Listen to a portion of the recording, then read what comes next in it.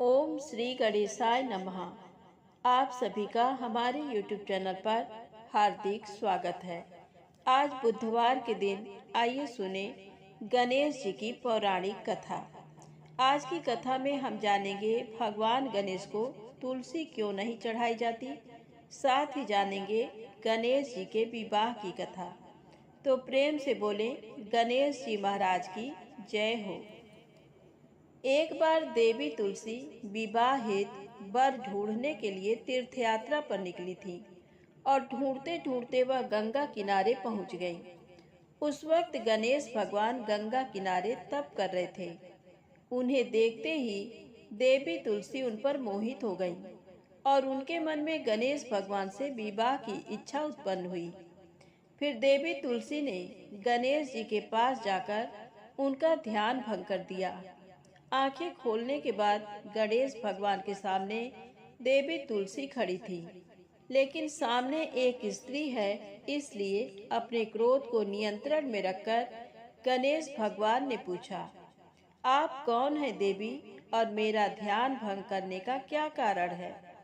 जवाब में देवी तुलसी ने अपने परिचय के साथ गणेश जी से विवाह की बात कर ली। उत्तर में गणेश जी बोले, देवी मैं ब्रह्मचारी हूँ, उस वजह से मैं विवाह नहीं कर सकता। अपने विवाह प्रस्ताव के लिए ना सुनने के बाद देवी तुलसी क्रोधित हो गई और उन्होंने गणेश जी को श्राप दे दिया कि उनका ब्रह्मचर्य टूटेगा और उनके 2 विवाह होंगे। इस बात पर गणेश भगवान भयंकर क्रोधित हो उठे, क्योंकि एक तो वह स्त्री है, इसीलिए ध्यान भंग करने पर भी गणेश जी ने कुछ नहीं कहा और इतनी विनम्रता से बात करने पर भी उन्हें श्राप दिया गया। फिर गणेश जी ने भी देवी तुलसी को श्राप दिया कि तुम्हारा विवाह शंखचूर्ण नाम के असुर के साथ होगा। एक देवी होकर भी उनका विवाह एक राक्षस से होगा। ये जानकर देवी तुलसी विचलित हो गईं और विनायक जी से इस कठोर श्राप से मुक्ति दिलाने की क्षमा याचना करने लगी। फिर गणेश जी को तुलसी देवी पर दया आ गई। वह बोले कि मेरा श्राप तो बदल नहीं सकता, वह तो सच होकर ही रहेगा, लेकिन अगले जन्म में तुम एक पेड़ बनोगी और भगवान महाविष्णु जी को अत्यंत प्रिय होगी। उनकी पूजा में भी तुम्हारा एक महत्वपूर्ण स्थान होगा और कलयुग के इंसानों को तुम मोक्ष का मार्ग दिखाओगी। लेकिन तुमने मेरा तप भंग किया है और मुझे ब्रह्मचारी होकर भी 2 विवाह का श्राप भी दिया है, इसलिए मेरी किसी भी प्रकार की पूजा में तुम निश्चित होगी। इस प्रकार देवी तुलसी गणेश भगवान की पूजा में निषिद्ध हो गई। तो प्रेम से बोले गणेश जी महाराज की जय हो। अब आइए सुने गणेश जी के विवाह की कथा। गणेश भगवान का मुख हाथी का है और एक दांत टूटा हुआ है। इन्हीं 2 कारणों की वजह से उनका विवाह नहीं हो पा रहा था। इस बात से गणेश महाराज अक्सर नाराज रहा करते थे। एक दिन एक देवता के आग्रह पर विनायक जी उसके विवाह में अपनी उपस्थिति दर्शाने गए थे। विवाह स्थल पर पहुंचने के बाद कुछ देवताओं ने मिलकर गणेश भगवान का समय पर विवाह न होने के कारण उपहास किया, जिससे गणेश जी बहुत ही अधिक नाराज हो गए। उसी दिन उन्होंने ठान लिया कि जब तक मेरा विवाह नहीं होता तब तक मैं किसी भी देवता का विवाह नहीं होने दूंगा। गणेश भगवान के पास विवाह और अन्य संदेश लाने का काम उनके प्रिय वाहन मूषक राज करते थे। अब मूषक राज जब भी किसी देवता के विवाह का समाचार लाते, तब गणेश जी उसे आदेश देते और मूषक राज अपनी सेना के साथ जाकर उस विवाह के मंडप को गिराकर तहस नहस करते एवं बारातियों को भी भगा देते। इस तरह गणेश जी और मूषक राज की मिली भगत की वजह से किसी भी देवता का विवाह नहीं हो रहा था। गणपति जी के व्यवहार से तंग आकर सभी देवी देवता भगवान शिव और माता पार्वती जी के पास पहुंच गए और इस विराट समस्या का समाधान मांगने लगे। भगवान शिव और माता पार्वती ने कहा कि इसका हल तो आपको केवल ब्रह्मा देव जी के पास ही मिल सकता है। कृपा करके आप ब्रह्मलोक को जाएं। माता पार्वती और महादेव को प्रणाम करके सभी देवी देवता ब्रह्मा जी के पास प्रकट हुए। देवताओं की समस्या को ठीक से सुनने के बाद ब्रह्मा जी ने अपनी योग शक्ति से 2 कन्याओं का निर्माण किया। कन्याओं का नाम था रिद्धि और सिद्धि। वह दोनों ब्रह्मा जी की मानस पुत्रियां थीं। उन्हें लेकर ब्रह्मा जी गणेश महाराज के पास गए और उनसे अपनी पुत्रियों को ज्ञान एवं शिक्षा प्रदान करने का निवेदन करने लगे। ब्रह्मा देव जी का मान रखने के लिए एक दंत भगवान ने रिद्धि और सिद्धि को शिक्षा देना आरंभ किया। फिर उस दिन के बाद से जब भी मूषक राज किसी विवाह की खबर लेकर आते हैं, उस वक्त रिद्धि और सिद्धि गणेश जी को अपनी बातों में उलझाकर रखती थी। इस तरह गणेश जी का ध्यान किसी और विषय पर रहता और दूसरी तरफ देवताओं की विवाह संपन्न हो जाते। एक दिन बुद्धि के देवता भगवान गणेश जी को ये बात समझ आ गई, लेकिन उनके क्रोध में आने से पहले ही ब्रह्मा देव अपनी दोनों पुत्रियों के साथ वहां पर प्रकट हुए।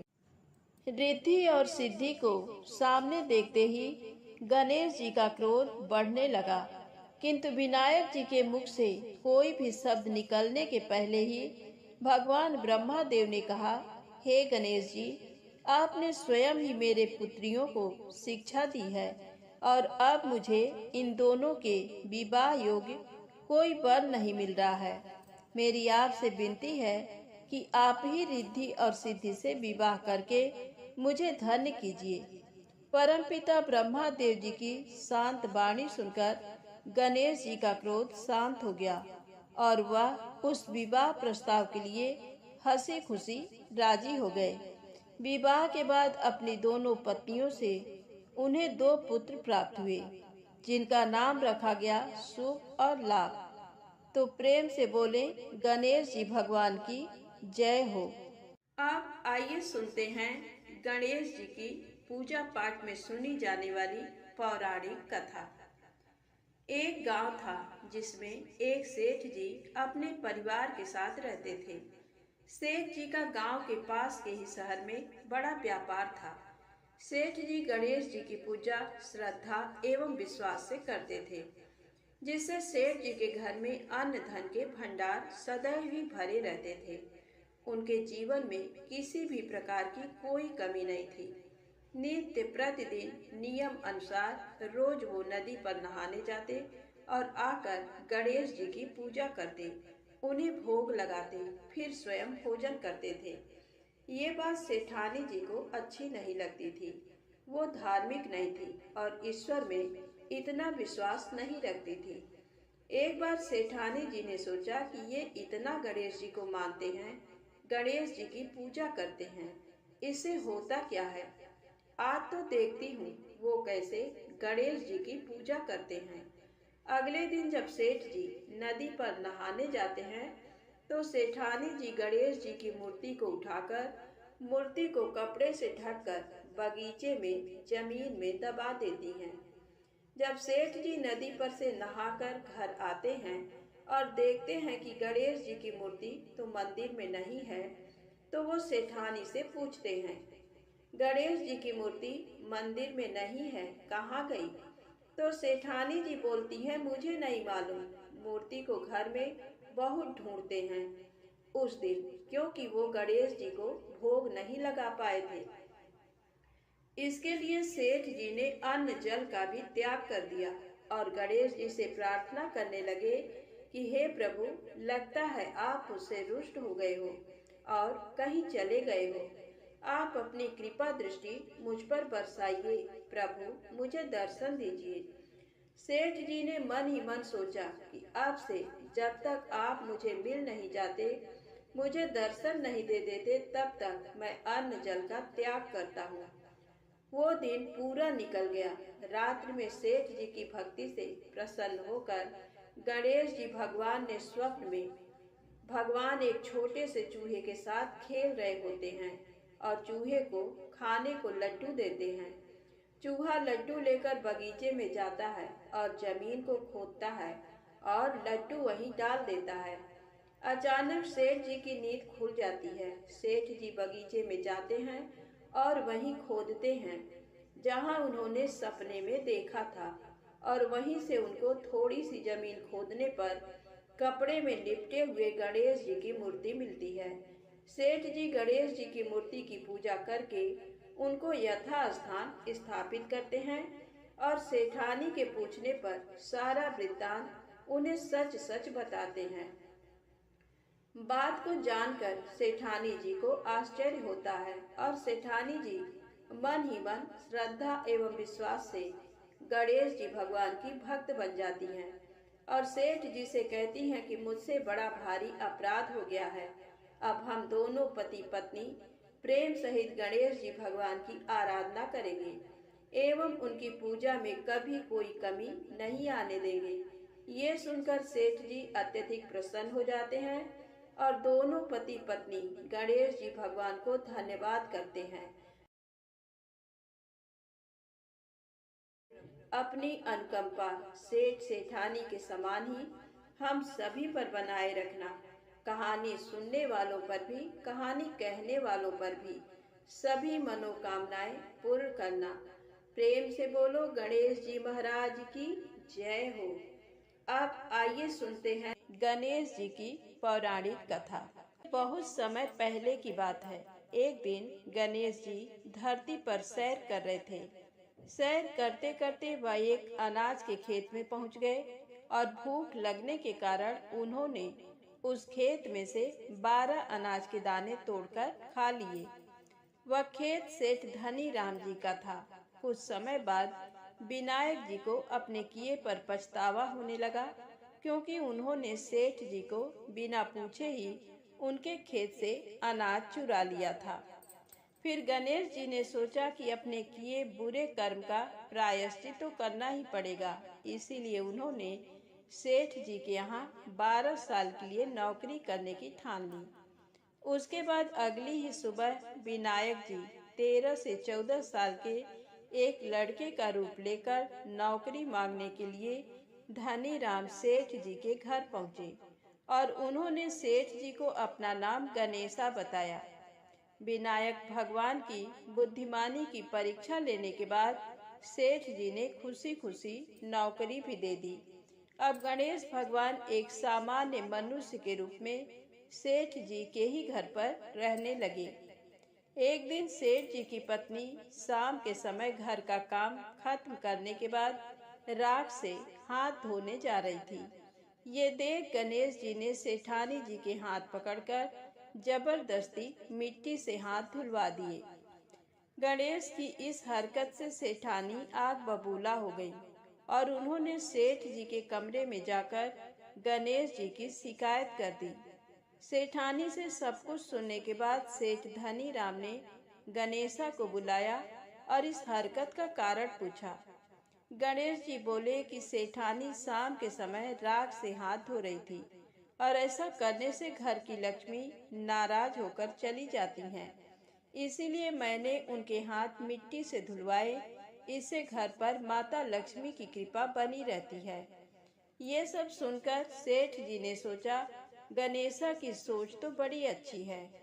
उसी के कुछ दिन बाद कुंभ मेले का शुभ अवसर आया।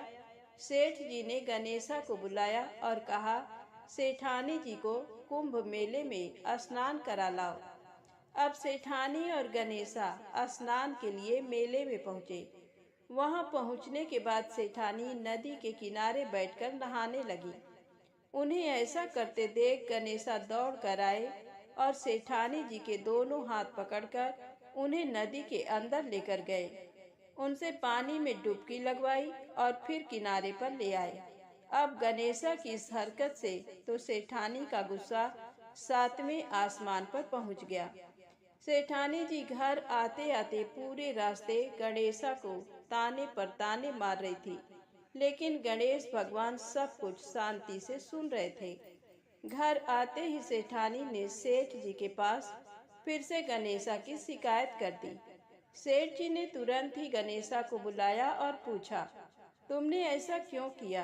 गणेश जी बोले, सेठ जी, सेठानी नदी के किनारे बैठकर गंदे पानी से नहा रही थी। मैंने इनको बीच नदी में ले जाकर साफ पानी में डुबकी लगवाई।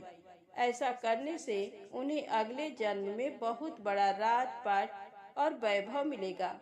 सेठ जी ने सोचा कि गणेशा के विचार कितने अच्छे हैं, मेरे परिवार का भला सोचता है।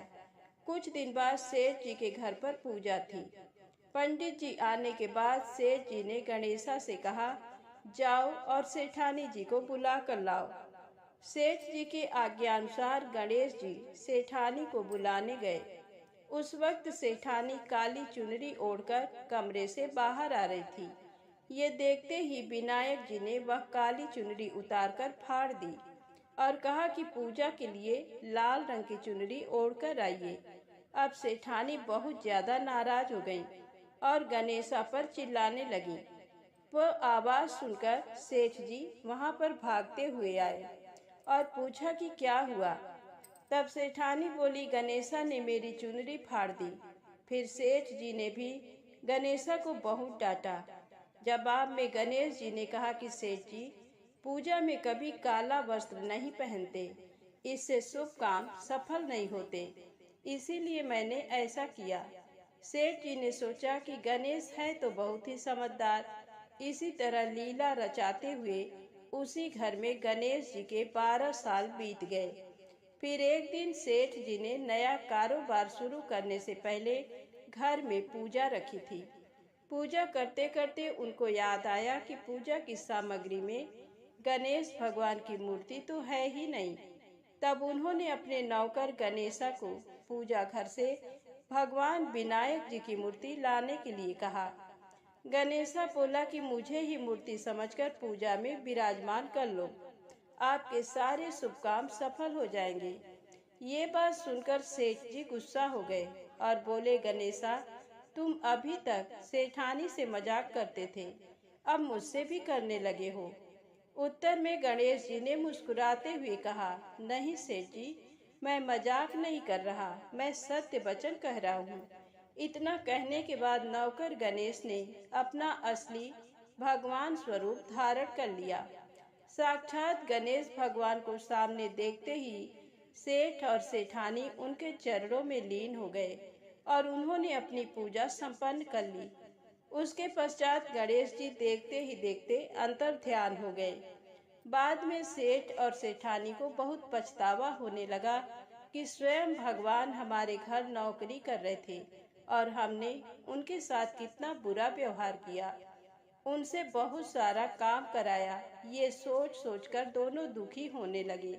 फिर उसी रात सेठ और सेठानी के सपने में गणेश भगवान प्रकट हुए और उन्हें समझाया कि मैंने 12 साल पहले तुम्हारे खेत से 12 अनाज के दाने बिना पूछे तोड़ लिए थे और उसी कर्म का दोष दूर करने के लिए मैं 12 साल से तुम्हारे घर नौकरी कर रहा था। अगले ही दिन से सेठ जी पर गणेश भगवान की माया हो गई। उनका व्यापार दिन दोगुना और रात चौगुनी तरक्की करने लगा। धनी राम सेठ जी के जीवन की काया पलट हो गई। हे गणेश जी महाराज, जैसी माया आपने धनी राम सेठ जी पर की, वैसी ही माया इस कहानी को पढ़ने वाले और सुनने वाले हर एक व्यक्ति पर करना। कथा अधूरी हो तो इसे पूरी करना और अगर हमसे कोई गलती हो गई हो तो उसे क्षमा करना। प्रेम से बोलें, गणेश जी महाराज की जय हो।